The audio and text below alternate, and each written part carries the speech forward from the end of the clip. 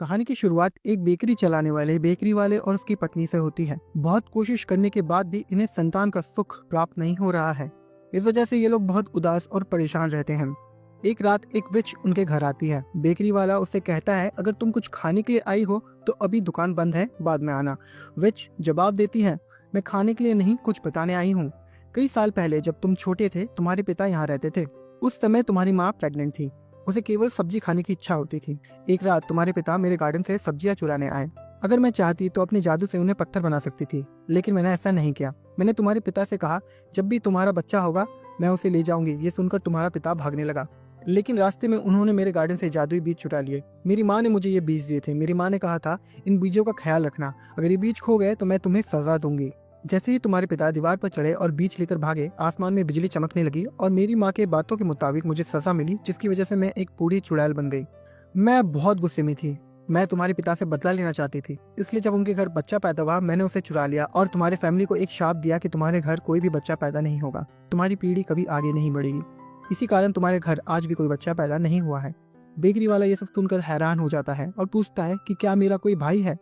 विच कहती है, नहीं, तुम्हारी एक बहन है, लेकिन अब वो मेरी है। वो आगे कहती है कि अगर तुम अपने परिवार का ये शाप खत्म करना चाहते हो तो तुम्हें 3 दिन के अंदर मेरे लिए 4 चीजें लानी होगी, क्योंकि 3 दिन बाद पूर्णिमा का चांद निकलेगा और ये दिन बहुत खास है। ये 100 साल में एक बार ही आता है। इन 4 चीजों में पहली चीज है एक गाय जो दूध की तरह सफेद हो। दूसरी चीज है एक कपड़ा जो खून की तरह लाल हो। तीसरी चीज है बाल जो मक्के के बाल की तरह पीले हो। चौथी चीज एक जूता जो सोने की तरह चमकता हो। अब तुम जल्दी से जंगल में जाओ ताकि तुम इन चीजों को 3 दिन के अंदर लाकर मेरी मदद कर सको और अपने शाप से मुक्ति पा सको।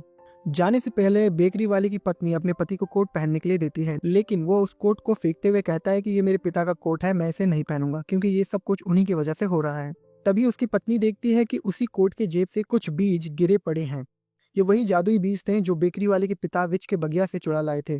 वो उन बीजों को अपने पास रख लेती है। अब हम एक लड़की को देखते हैं जिसका नाम सिंड्रेला था। वो अपनी सौतेली माँ और बहनों के साथ रहती थी। सारे काम की जिम्मेदारियां सिंड्रेला पर डाल दी जाती थी। एक दिन उसकी सौतेली माँ और बहनें राजा के फंक्शन में जाने वाली होती हैं। तभी सिंड्रेला कहती है, मैं भी तुम लोगों के साथ जाना चाहती हूँ। इस पर वो लोग उसका मजाक उड़ाते हैं और कहते हैं, तुम वहाँ कैसे जाओगी? अपनी हालत देखो, तुम्हारे कपड़े और जूते फटीचर हालत में हैं, लोग तुम्हारा मजाक उड़ाएंगे। उसकी माँ जानबूझकर दाल फेंक देती है और उसे समेटने को कहती है। वो कहती है, पहले ये काम करो फिर चलना। जब वो सब चले जाते हैं तब सिंड्रेला अपनी माँ की कब्र पर जाती है जो जंगल में ही था। वहाँ सिंड्रेला ने एक पौधा लगाया था जो उसकी आंसुओं के कारण बहुत बढ़ चुका था। वो बहुत उदास थी और रो रही थी। वो अपने आंखों को बंद करती है और कहती है, आज मैं कुछ मांगना चाहती हूँ। तभी वो अपनी माँ की आत्मा को उस पेड़ पर देखती है जो कहती है, मेरी बेटी, तुम आज जो चाहो मांग सकती हो। इसके बाद सिंड्रेला के कपड़े बदलने लगते हैं और उसे एक बहुत सुंदर सोने के रंग की ड्रेस और सुनहरे जूते मिलते हैं। इसी बीच बेकरी वाला जंगल में उन 4 चीजों की तलाश में निकल पड़ता है। तभी वो एक बच्ची को देखता है जिसके कपड़े खून की तरह लाल थे। विच वहाँ आती है। बेकरी वाला उससे कहता है कि तुम इन चीजों को खुद ही क्यों नहीं ले आती? वो कहती है, मैं इन 4 चीजों में से किसी भी चीज को छू नहीं सकती, मेरे छूने से ये टोटका काम नहीं करेगा। फिर वो वहाँ से चली जाती है। बेकरी वाला उस बच्ची से लाल रंग का कवर छीन लेता है, जिससे वो चिल्लाने लगती है। इस वजह से उसे उसका कपड़ा वापस देना पड़ता है। गुस्से में वो बच्ची बेकरी वाले के पैर पर लात मारकर चली जाती है। बेकर की पत्नी भी वहाँ आ जाती है। जंगल में जैक नाम का एक बच्चा नजर आता है जिसके पास वही गाय थी जो उन्हें चाहिए था। वो गाय दूध जैसी सफेद थी। बेकर्स जैक से पूछते हैं, तुम कहाँ जा रहे हो? जैक जवाब देता है, मैं शहर जा रहा था अपनी गाय को बेचने, लेकिन रास्ता भूल गया हूँ। बेकर्स उससे पूछते हैं, तुम अपनी गाय कितने में बेचोगे? वो कहते हैं, 5 सोने के सिक्कों में। लेकिन बेकर्स के पास एक भी सोने का सिक्का नहीं था। बेकर की पत्नी कहती है, हमारे पास 5 सिक्के नहीं है, लेकिन हमारे पास 5 जादुई बीज है। इसके बदले हमें ये गाय दे दो। जैक को ये डील अच्छा लगता है। वो अपनी गाय से बहुत प्यार करता था, इसलिए वो कहता है, एक दिन मैं जरूर अपनी गाय वापस लेने आऊंगा। ये कहते हुए वो वहां से चला जाता है। अब बेकर्स के पास 4 चीजों में से एक चीज आ गई थी। अब वो उसी रास्ते पर चलने लगते हैं जिस पर लाल कपड़े वाली लड़की भी जा रही थी। वो लड़की अपनी दादी के घर जा रही थी, जहाँ एक भेड़िया उसकी दादी के भेष में बिस्तर पर सोया हुआ था। उसने लड़की के दादी को निगल रखा था। लड़की हैरान होकर पूछती है, दादी, तुम्हारे कान इतने बड़े क्यों हैं? बेकर्स उनके घर के बाहर खड़े होते हैं। वो लड़की की चीख सुनते हैं और तुरंत घर में घुस जाते हैं। वो देखते हैं कि भेड़िया लड़की और उसकी दादी को खाकर आराम कर रहा था। बेकर्स भेड़िया के पेट को फाड़कर दादी और लड़की को बाहर निकालते हैं, जिससे उनकी जान बच जाती है।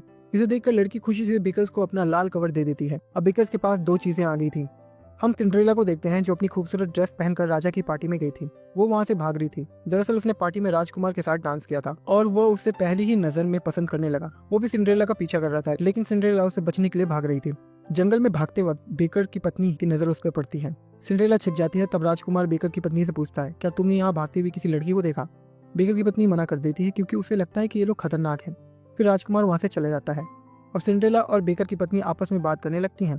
बेकर की पत्नी देखती है कि सिंड्रेला के जूते सुनहरे हैं, बिल्कुल वैसे ही जैसे उन्हें चाहिए थे। उससे पहले कि वो सिंड्रेला से जूते मांग पाती, उसकी गाय वहां से भाग जाती है और उसे अपनी गाय के पीछे जाना पड़ता है। सिंड्रेला भी वहां से चली जाती है। बेकर की वाइफ को ना तो गाय मिली ना ही सुनहरे जूते। अगली सुबह हम देखते हैं राजकुमार और उसका भाई जंगल में घूम रहे थे।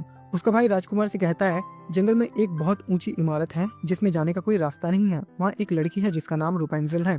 उसके बाल बहुत लंबे और मक्के के बाल जैसे सुनहरे हैं। मुझे वो बहुत पसंद है। एक दिन मैं उसे मिलना चाहता था। मैंने कहा, रूपेंजल अपने बाल नीचे फेंको। जब उसने अपने बाल नीचे फेंके तो मैं उस पर चढ़कर ऊपर चला गया। बेकर की पत्नी ये सब सुन लेती है। उन्हें सुनहरे बाल की जरूरत थी, इसलिए वो भी इमारत की ओर बढ़ने लगती है।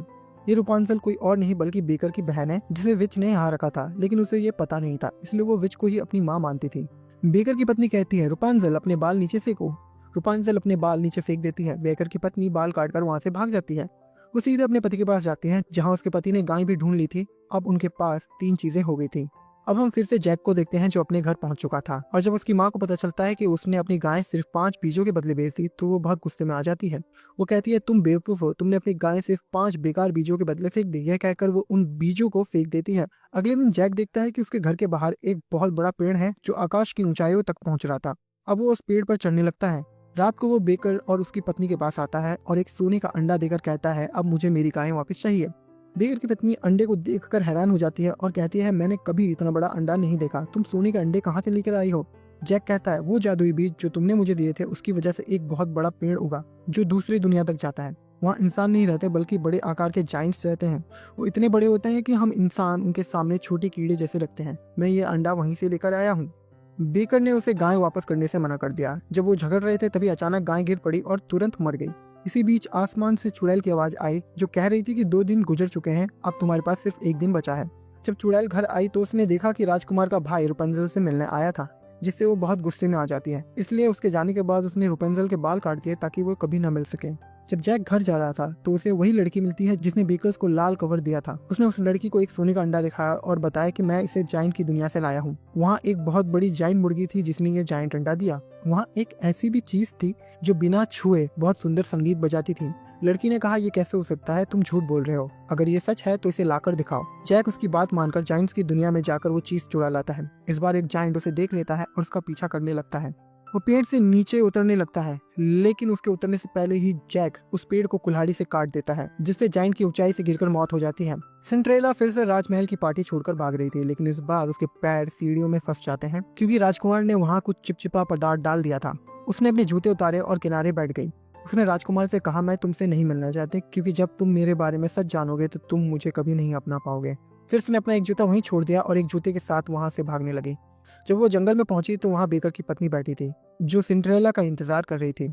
उसने सिंड्रेला से कहा, मुझे तुम्हारे जूते चाहिए, लेकिन सिंड्रेला मना कर देती है। बेकर की पत्नी ने उसे आखिरी जादुई बीज के बदले जूते का सौदा करने को कहा। सिंड्रेला गुस्से में उस बीज को फेंक देती है। अब बेकर की पत्नी कहती है, तुम मेरे दोनों चप्पल ले लो ताकि तुम आसानी से दौड़ सको। सिंड्रेला उसकी बात मान लेती है और अपने सुनहरे जूते उसे दे देती है।